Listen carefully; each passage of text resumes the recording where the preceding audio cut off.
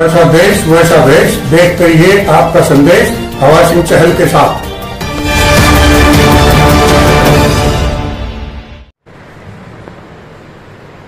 ये तो कई बार ना कहानियों को थोड़ा सा तोड़ मोड़ के बना देते हैं। ये जितनी कहानियां हम सुनाते हैं ना, ये कहानियां रियलिटी है। अब इसी कुमार और गधे वाली कहानी है ना, मेरे बाबा नानक जी की वाणी से सुनी। अब मैं आपको रियल स्टोरी सुनाता हूँ। रियल स्टोरी क्या है? बाबा नानक जी के साथ मर्दाना जी रहते थे। तो मर्दाना जी को भूख लगी, वो कहने लगे मुझे खाना खाना है और पैसे है नहीं है। तो नानक जी ने क्या किया, सुच्चा मोती, वो तो परमात्मा थे, उन्होंने मर्दाने का सुच्चा मोती दे दिया, जा तूने करना क्या है, इस सुच्चे मोती को देके खाना ले आ। अब वो गया, ध्यान देना। आप भी कहते नहीं, मानता तो है नहीं ना, बाबा जी कह रहे थे इतना बढ़िया बिजनेस है, जिसपे जाए वो मना कर दे। आप सही व्यक्ति पर नहीं जा रहे हो। अब दिक्कत क्या हो रही है? अब वो सुच्चे मोती को लेके एक सब्जी वाले के पास गया। सब्जी वाला कहने लगा जी ये मोती ले लो और मुझे सब्जी दे दो, मुझे खाना लेना है, मुझे पैसे दे दो, मुझे खाना लेना। सब्जी वाला कहने लगा यार ये पत्थर का टुकड़ा ही तो है, इसकी तो मैं तेरे को एक ककड़ी दे सकता हूँ, एक मूली दे सकता हूँ, लेनी तो ले ले, मेरे बच्चे खेल लेंगे। उसको पता ही नहीं है सुच्चे मोती की कीमत क्या है। अब बोले नहीं मुझे तो भरपेट खाना खाना, मुझे पैसे चाहिए। बोले नहीं ज्यादा पैसे नहीं दे सकता। सब्जी वाले ने मना कर दिया। वो आगे गया, फल फ्रूट की रेडी वाले के पास गया। फल फ्रूट की रेडी वाले ने भी यही किया, बोले ज्यादा पैसे तो नहीं दे सकता, एक संतरे का पीस दे सकता हूँ, ये लेना तो ले ले। वो कपड़े वाले के पास गया। कपड़े वाला कहने लगा ये कपड़े का टुकड़ा तो दे सकता हूँ मैं, इससे ज्यादा कुछ और नहीं दे सकता। ऐसे करते करते जो रियल घटना थी, वो एक जौहरी के पास चला गया।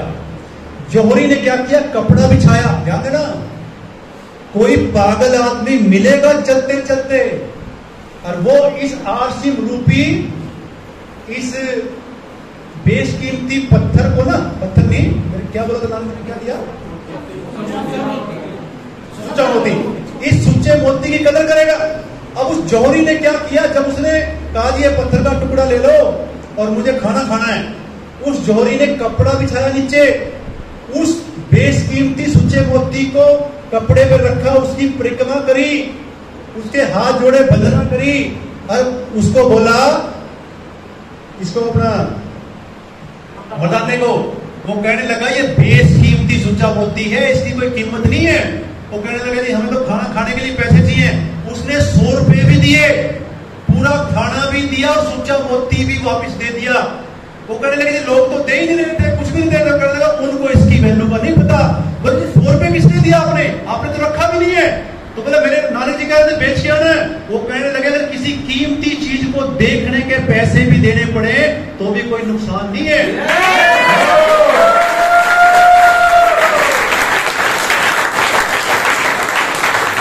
ऐसे ही आपको कोई आरसीम की कदर करने वाला भी मिलेगा, लेकिन मिलेगा चलते चलते। हेलो, नेटवर्क बनाना लास्ट में ताश खेलने जैसा है। ताश में कितने पत्ते होते हैं?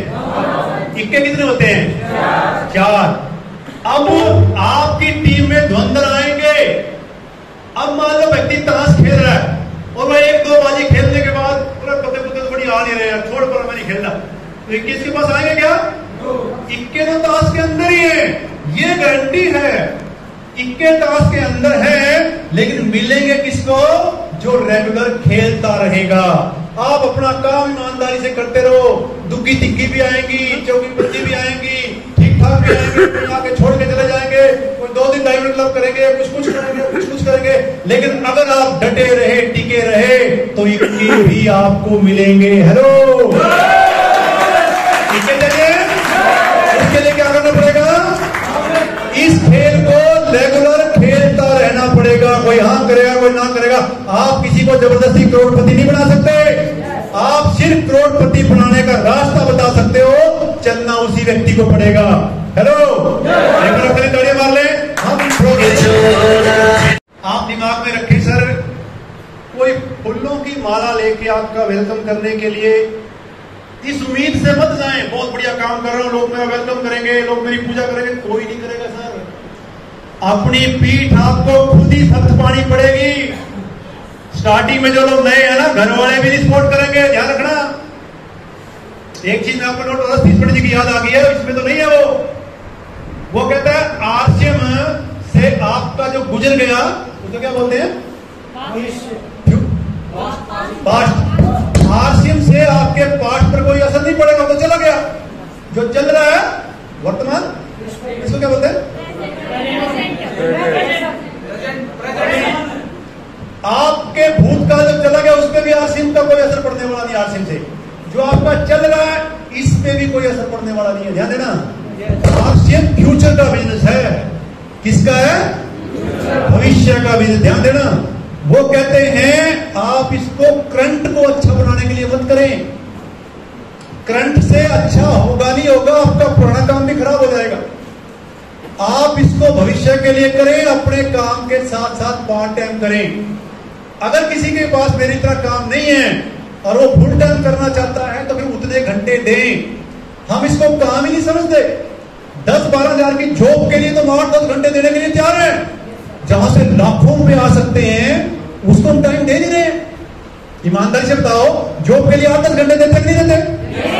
10-12 हजार की नौकरी के लिए तो 8-10 घंटे दे रहे हैं। 2 घंटे आने के, 2 घंटे जाने के, 8-10 घंटे की ड्यूटी, 12-14 घंटे दे रहे हैं।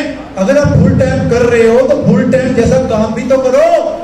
लोग आपको देख रहे हैं फुल टाइम कर रहा, बंदा भाग रहा है, रिजल्ट है नहीं है, तो इसलिए नेगेटिविटी आती है। इतने सारे प्रोडक्ट हैं, एक प्रोडक्ट पे बंदा करोड़ों रुपए का बिजनेस कर सकता है अगर आप इसको नॉलेज लेके करें तो। लेकिन दिमाग में क्या रहना चाहिए? भविष्य। क्या रहना चाहिए? ये सुनहरा भविष्य बनाने के लिए है। करंट भी आपका ठीक करेगा, लेकिन अगर आपकी पिक्चर आपके दिमाग में सुनहरा भविष्य की होगी, ये आने वाले कल के लिए है, तो आप इसमें टिके रहोगे, डटे रहोगे।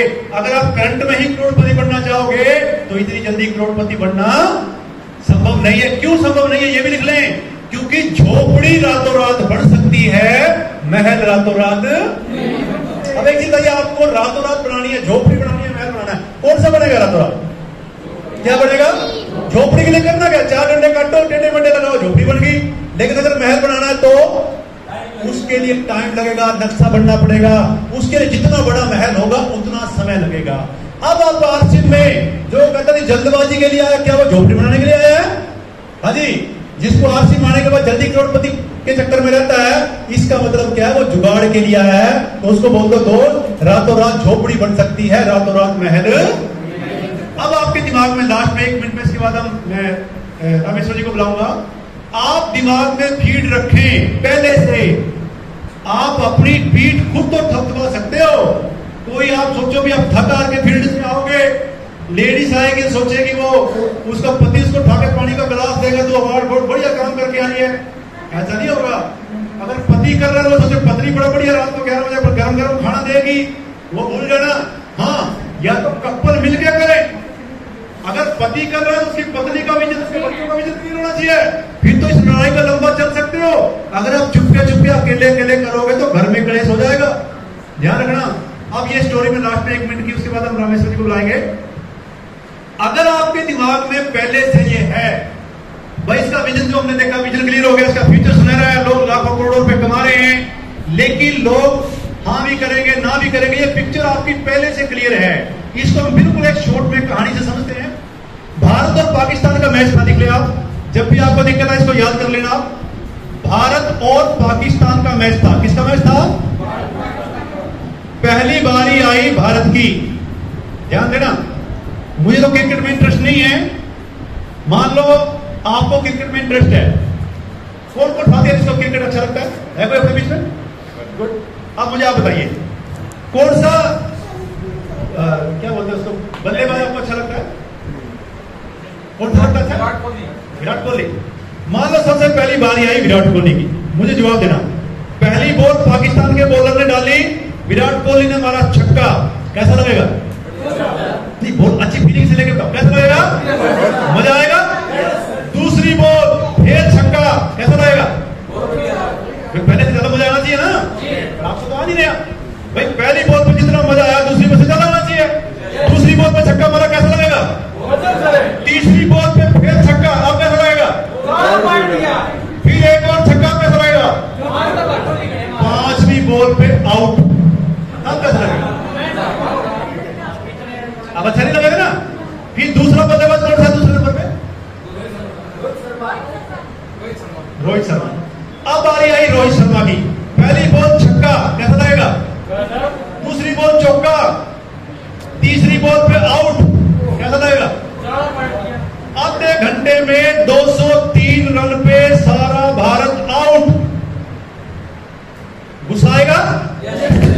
गुस्से में टीवी बंद, रिमोट फेंक के मारा, गुस्से में बंदा बाहर निकल गया। मेरे को तो पहले पता था, थोड़ा बहुत सुनना आना तो है नहीं है। अब सुनना गलती कहां होती है, गुस्से में बंदा घर से बाहर निकल गया, पीछे से भाई ने मैच को रिकॉर्ड कर लिया। अब वो शाम को गुस्से में वापिस आया, आते भाई को बोला हार गई होगी बात, तो हार गई कितने में आ रही है? भाई ने कहा भारत जीत गया। क्या क्या? अब आप जाने से पहले क्या करें, मैंने थोड़ा शॉर्ट में बता दिया। अब ये 203 में सारे आउट। अब बारी आती है पाकिस्तान की, क्योंकि आप वेट तो करोगे ना भाई, इन्होंने 203 बनाया, हो सकता है पाकिस्तान वाले 203 भी ना बनाए। अब जाने से पहले उसने क्या किया, मैं थोड़ा सा छूट गया बीच में। पाकिस्तान के भारत के बॉलर की बॉल आई, पाकिस्तान वाले ने मारा छक्का। अब कैसा लगेगा? बुरा लगेगा ना। दूसरी बॉल में भी छक्का, कैसा लगेगा? तीसरी बॉल में छक्का चौके। थोड़े टाइम में इन्होंने बना लिए 150 रन। अब आप गुस्से में टीवी टूवी बंद करके निकल गए, क्योंकि आपको पता लगे थोड़े दिनों में 150 तो बना ही लिए, तो बाकी के भी बना लगे, आउट कोई हुआ नहीं। अब आप गुस्से से निकल गए। अब आप शाम को वापिस आए, भाई को आते बोले इंडिया हार गया। भाई कहने लगे इंडिया जीत गया। अब हम ध्यान दें, भाई ने मैच रिकॉर्ड कर लिया। अब आप उस मैच को दोबारा से देख रहे हो, रीस्टार्ट कर रहे हो। अब देख रहे फीलिंग कैसी चेंज होती है। अब पाकिस्तान की बारी आई, भारत के बॉलर ने बॉल डाली, पहले सांसें फूट रही थी। अब पाकिस्तान के बैट्समैन ने मारा छक्का। अपने तो दिक्कत होगी क्या? फिर छक्का, फिर चौका, फिर छक्का। टेंशन होगी क्या? दिमाग में क्या है बेटे, मार ले जितने मारने हैं, जीत तो हम ही रहे, क्योंकि आपको रिजल्ट का पहले से पता लग गया। अगर आपको आरसीबी में रिजल्ट पहले से पता हो, लोग हाँ भी करेंगे, लोग ना भी करेंगे, चलते चलो। अपना काम तो उस बुनियादी वाले की तरह है, जागते रहो, जागते रहो। जो जागते उसका भला, जो नहीं जागते उसका भला। तो लास्ट में एक मेरी भावना है, वो मैं अक्सर अपनी मीटिंग में बोलता हूँ, 2 मिनट का वो मेरे भाव है, उसके बाद हम रामेश्वर जी को बुलाएंगे। तो मेरी हाथ जोड़ के सभी से बेनती है, देखो मुट्ठी भर लोग देश को आजाद कराने के लिए निकले थे, अगर वो ना निकलते आज देश आजाद होता क्या? भगत सिंह एक अच्छे परिवार से था, एक रिच फैमिली से था भगत सिंह। अगर वो चाहता तो कोर्ट में जाके ऐश परस्ती कर सकता था। और भी कहीं थे जो रिच फैमिली से थे, फिर भी उन्होंने अपना उस उम्र में 22-23 साल की उम्र ज्यादा नहीं होती, कितने साल के थे भगत सिंह जब उन्होंने फांसी की सजा मिली? 22-23 साल उम्र थी। इस उम्र में तो हमारे यहाँ गुंडागर्दी करते हैं। अरे क्या जरूरत पड़ी तुमको देश के लिए कुर्बानियां देने की? उस तरह की भावना अपने अंदर आनी चाहिए। कोई मना नहीं करेगा दोस्त, लोग बाहें पसार के आपका वेलकम करेंगे।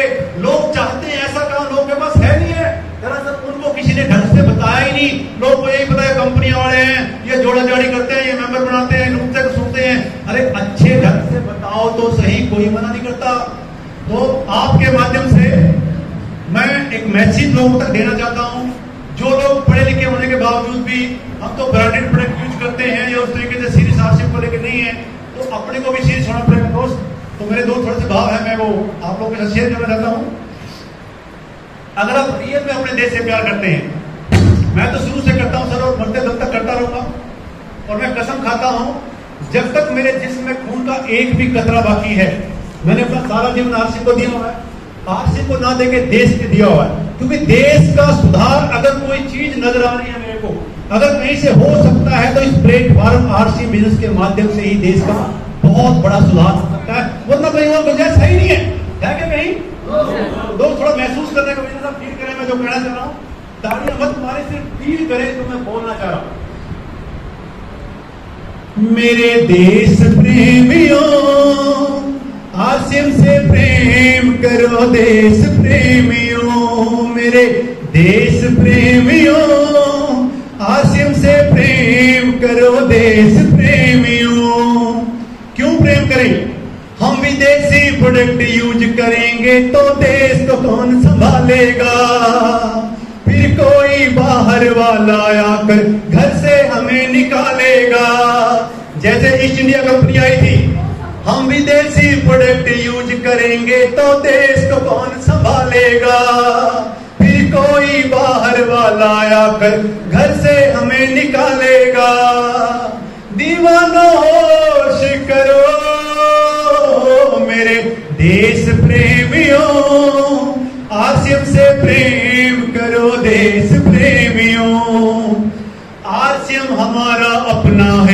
आरसीएम से हमारा गहरा नाता है, मनी सर्कुलेशन ना समझो इसे, ये आने वाले समय का भाग्य विधाता है। आरसीएम हमारा अपना है, आरसीएम से हमारा गहरा नाता है, मनी सर्कुलेशन ना समझो इसे, ये आने वाले समय का भाग्य विधाता है। मेरी जान आसिम है, मेरा ईमान आसिम है, मेरा भगवान आसिम है। Thank you very much.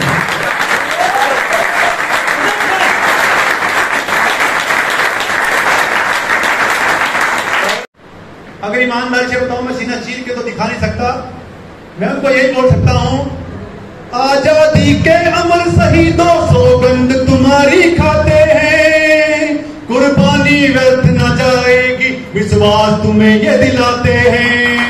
Thank you very much. जय हिंद, जय भारत।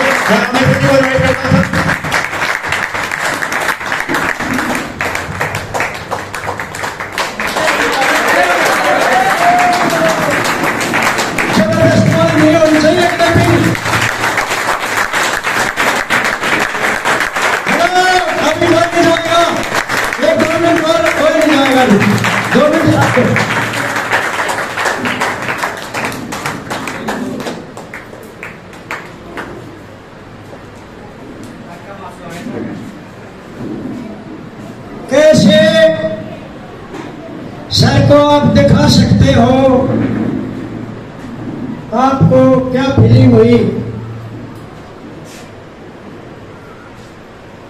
हेलो,